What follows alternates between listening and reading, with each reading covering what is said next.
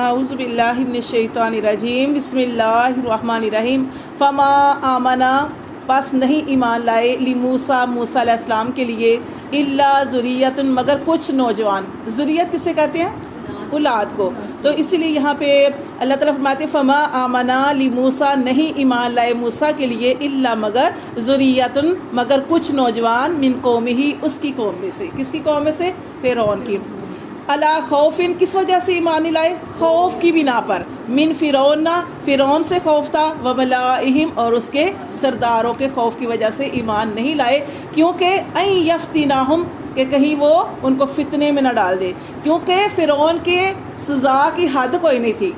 ایک ہوتا ہے نا کہ کسی کے اوپر کسی نے یہ کام کیا تو اس کے اوپر ایک حد لگائی جاتی ہے. وہ اتنی سزا دیتا تھا کہ دیکھنے والا کوئی سوچ بھی نہیں سکتا تھا کہ کوئی ایمان لے آئے. حالانکہ سارے جانتے تھے موسیٰ علیہ السلام کو، جیسے نبی صلی اللہ علیہ وسلم کے بارے میں ہے نا کہ نبی صلی اللہ علیہ وسلم کی صداقت نبوت سارے جانتے تھے، لیکن وہ تو ضد کی وجہ سے نہیں نہ لائے. لیکن یہ موسیٰ علیہ السلام کے بارے میں بھی کتنے ایسے لوگ تھے جو دل سے ایمان رکھتے تھے لیکن وہ اپنے ایمان کا اظہار بھی کر سکتے تھے فرعون کے ڈر سے. فرعون کے ڈر کی وجہ سے، اس کے سرداروں کی ڈر کی وجہ سے. تو اللہ فرماتی ہے وَإِنَّا اور بے شک وہ فرعون جو فرعون تھا لعالٍ وہ سرکش ہوا تھا فی الارض زمین میں، وَإِنَّهُ اور بے شک وہ لَمِنَ الْمُسْرِفِينَ وہ حد سے بڑھنے والوں میں سے تھا. ٹھیک ہے.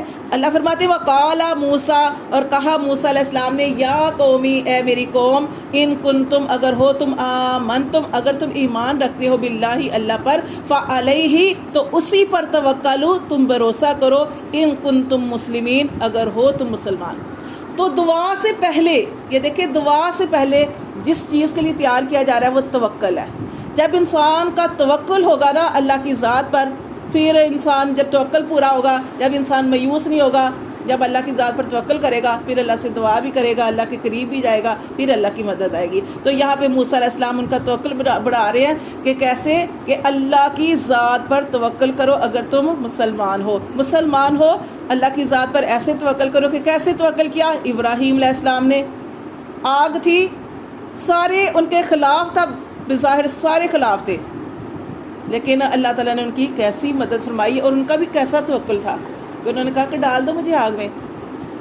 اللہ تبارک و تعالیٰ نے پھر وہ آگ سے خطاب کیا. اتنی پیاری وہ آیت ہے یا نار کونی برداً وسلاما علی ابراہیم. اللہ تعالیٰ نے آگ سے خطاب کیا اے آگ ٹھنڈی ہو جا، اور نہ اتنی ٹھنڈی نہ ہونا کہ ابراہیم علیہ السلام کو سردی لگے، بلکہ سلامتی والی ہو جا میرے ابراہیم علیہ السلام.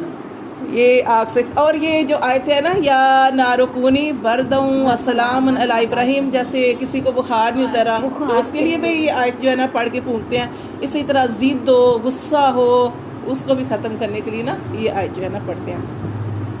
تو دیکھیں اسی طرح دیکھیں یوسف علیہ السلام کا توکل دیکھیں کہ یوسف علیہ السلام جب زلیخا نے ان کے ساتھ تو دیکھیں ہاں جی تو کیسے وہ دروازوں کی طرف دوڑے اور اللہ تعالیٰ نے کیسے پھر ان کو بچا لیا. دروازے سارے کھل گئے، دروازے بند تھے لیکن اللہ کی ذات پہ توکل تھا. وہ برائی سے جب آپ کسی برائی سے بچنا چاہتے ہیں نا تو اللہ آپ کے لیے رستے بنا دیتے ہیں، اللہ تعالیٰ پھر مدد کرتے ہیں. ہاں اللہ کی مدد آ جاتی ہے.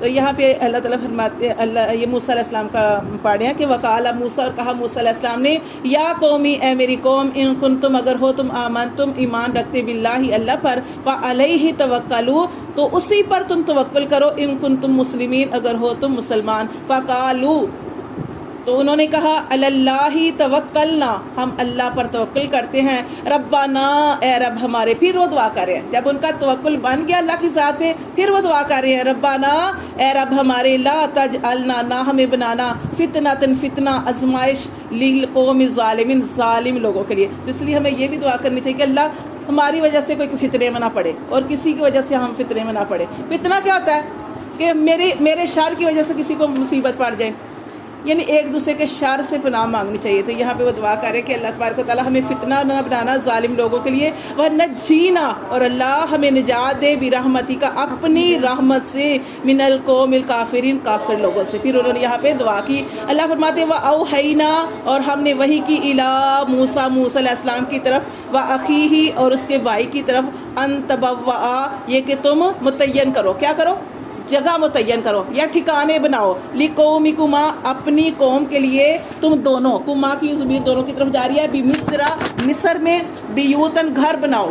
اب دیکھیں کہ یہ شروع سے بنی اسرائیل جو تھے غلام تھے، ان کے یہ ہمیشہ غلامی کرتے تھے اس کی، فرعون کی، وہاں پہ کام کاج کرتے۔ اب موسیٰ علیہ السلام آئے، اللہ نے نبوت دی ان کو، اور اللہ تعالیٰ نے موسیٰ علیہ السلام کے ذمہ یہ کام لگایا کہ بنی اسرائیل کو آزاد کر کے لے کے آؤ۔ پھر موسیٰ علیہ السلام ان کی طرف گئے، ان کا توکل بڑھایا، پھر انہوں نے اللہ سے دعا کی، پھر اللہ تعالیٰ نے فرمایا کہ کیونکہ وہ کوئی مسجد بنانے نہیں دیتا تھا، اس طرح مسجد وغیرہ بنا نہیں سکتے تھے، تو اللہ تعالیٰ نے فرمایا کہ موسیٰ علیہ السلام کہ ان کے لیے کوئی گھر بناؤ، ان کے گھر ہوں یا گھروں کے اندر، کیونکہ مسجد یہ بنا نہیں سکتے تو گھروں کے اندر ان کی تربیت کرو۔ تربیت جو ہوتی ہے نا وہ سب سے زیادہ ضروری ہوتی ہے۔ تو بیوتن ان کے لیے گھر بناؤ، وجعلوا اور بناؤ بیوتکم ان کے گھروں کو قبلتا، قبلہ، قبلہ کیوں کہا جاتا ہے؟ اب ہم خانہ کعبہ کو قبلہ کہتے ہیں، کیوں؟ کیونکہ اس وجہ سے ہم کہتے ہیں یہ ہمارا قبلہ ہے، اس کی طرف قبلہ کا مطلب ہے مرکز، کہ جس کی طرف ہم منہ کر کے نماز پڑھتے ہیں۔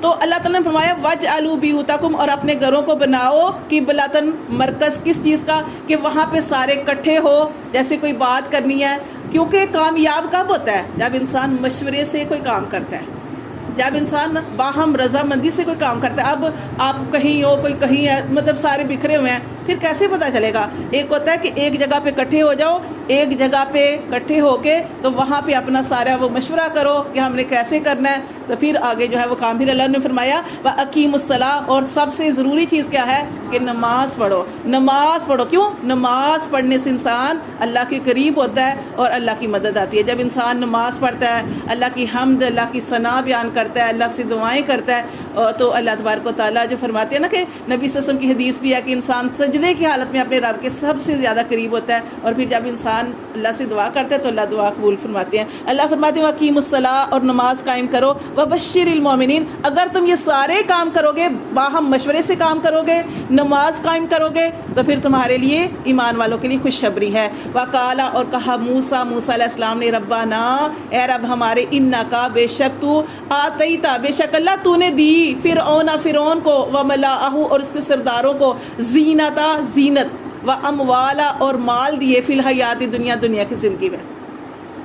کیونکہ یہ دیکھیں نا مال، زینت، زینت کیا تھی؟ اللہ تعالیٰ نے یہاں پہ وہ کہا جا رہا ہے کہ موسیٰ علیہ السلام نے اللہ سے کہا کہ اللہ یہ فرعون کو تو نے مال، دنیا، زینت اس لیے دی ہے، اور یہ اتنے ذہین تھے۔ وہ کہتے ہیں نا کہ کئی بچہ، کئی عورت کہتی ہے نا میرا بچہ بڑا ذہین ہے لیکن پڑھائی کی طرف دھیان نہیں۔ تو ذہانت تو تب ہوتی ہے نا جب انسان جو ہے وہ جس مقصد کے لیے ذہانت کو استعمال کرنا ہے اس کے لیے کرے۔ اب یہ ذہین یہ بہت تھے، یہ جو قوم فرعون ہے نا بہت ذہین کو۔ اب دیکھیں موسیٰ علیہ السلام گئے اللہ کے حکم سے تورات لینے، پیچھے سے انہوں نے، ان کی ذہانت تھی نا کہ انہوں نے کیسے وہ سونے کو پگھلایا، کیسے بچڑا بنایا، اور پھر کیسے اس کے اندر گائے کی آواز بھی آئی، کہ وہ دیکھتے تھے نا کہ کیسے جبرائیل علیہ السلام جہاں پہ بھی اپنے پر رکھتے ہیں وہاں پہ کیا ہوتا ہے؟ گھاس، سبزہ نکلنا شروع۔ تو یہ سارا انہوں نے سوچا نا، یہ ان کی ذہانت استعمال کی، لیکن ذہانت کو اچھے طریقے اور اچھی جگہ پہ استعمال نہیں کرتے تھے، تو یہ انہوں نے سارا کچھ کیا۔ تو موسیٰ علیہ السلام یہاں پہ اللہ سے کہہ رہے ہیں کہ اللہ تو نے تو یہ فرعون کو اس لیے دیا، زینہ و اموالا، زینت بھی دی ہے، مال بھی دیا، کہ یہ بہت، اب صرف جو امت محمدیہ ہے نا ان کے قد چھوٹے ہیں، ورنہ اس سے پہلے لمبے لمبے قدوں والے، کبھی یہ لوگ بیمار نہیں پڑے تھے، یہ ان کے پاس مال و دولت بہت زیادہ تھا، زینت یعنی کہ ہر طرح کی زینت میں کیا چیزیں آتی ہیں؟ گھر بار ہو گئے، جیسے آسائشیں، ساری آسائشیں، جیسے آج کل کے زمانے میں گاڑیاں ہو گئی، گھر محلات ہو گئے، ہر چیز، اولاد بھی، بیویاں بھی، ہر چیز کی فراوانی۔ تو اللہ تعالیٰ یہاں پہ یہ بتایا گیا کہ تو نے اللہ ان کو زینت دی اور مال دیے دنیا کی زندگی میں، ربنا اے رب ہمارے، لیضلوا تاکہ یہ گمراہ کریں، عن سبیلک تیرے رستے سے۔ کیونکہ یہ مال اور دولت، یہ قرآن، اولاد اور مال، یہ اللہ نے فرمایا یہ فتنہ ہے، یہ آزمائش ہے۔